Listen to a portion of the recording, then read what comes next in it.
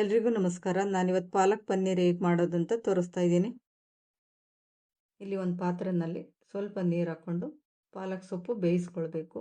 ಇಲ್ಲಿ 1 ಕಟ್ ಸೊಪ್ಪು ತಗೊಂಡಿದ್ದೀನಿ, ಚೆನ್ನಾಗಿ ತೊಳೆದು ಕ್ಲೀನ್ ಮಾಡಿ ಹಾಕ್ಕೊಳ್ತಾ ಇದ್ದೀನಿ.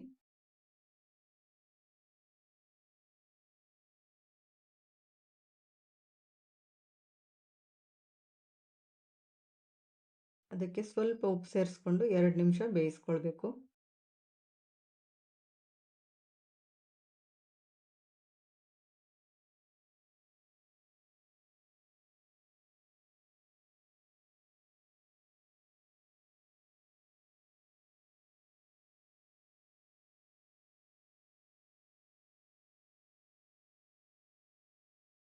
ಎರಡು ನಿಮಿಷ ಬೇಯಿಸ್ಕೊಂಡು ತಣ್ಣಗಾದ್ಮೇಲೆ ಮಿಕ್ಸಿ ಜಾರ್ಗೆಲ್ಲ ಹಾಕ್ಕೊಳ್ತಾ ಇದ್ದೀನಿ.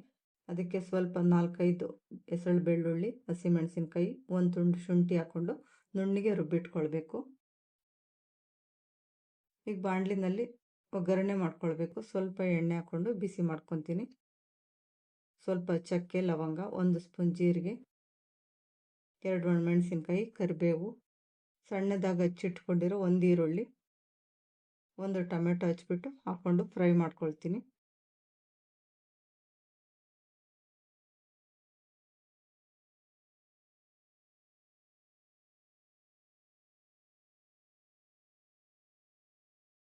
ಒಂದು ಸ್ಪೂನ್ ಧನಿಯಾ ಪುಡಿ ಹಾಕ್ಕೊಳ್ತೀನಿ, 1 ಸ್ಪೂನ್ ಖಾರದ ಪುಡಿ,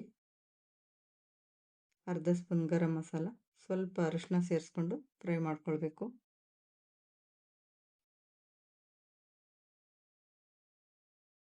ಎರಡು ಟೇಬಲ್ ಸ್ಪೂನ್ ಮೊಸರು ಸೇರಿಸ್ಕೊಳ್ತಾ ಇದ್ದೀನಿ.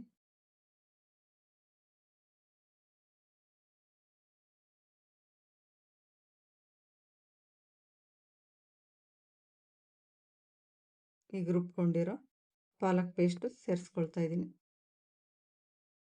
ಸ್ವಲ್ಪ ನೀರು ಸೇರಿಸ್ಕೊಂಡು ಮಿಕ್ಸ್ ಮಾಡ್ಕೊಳ್ಬೇಕು.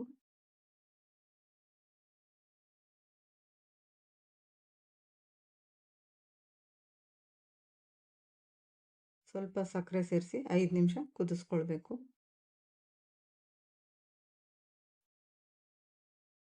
ಇಲ್ಲಿ 200 ಗ್ರಾಮ್ ಪನ್ನೀರ್ ತೊಗೊಂಡಿದ್ದೀನಿ.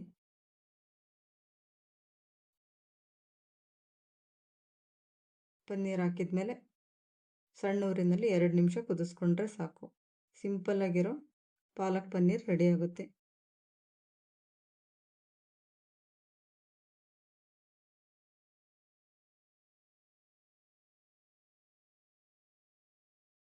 ಈ ರೆಸಿಪಿ ಇಷ್ಟ ಆದರೆ ಲೈಕ್ ಮಾಡಿ. Thank you.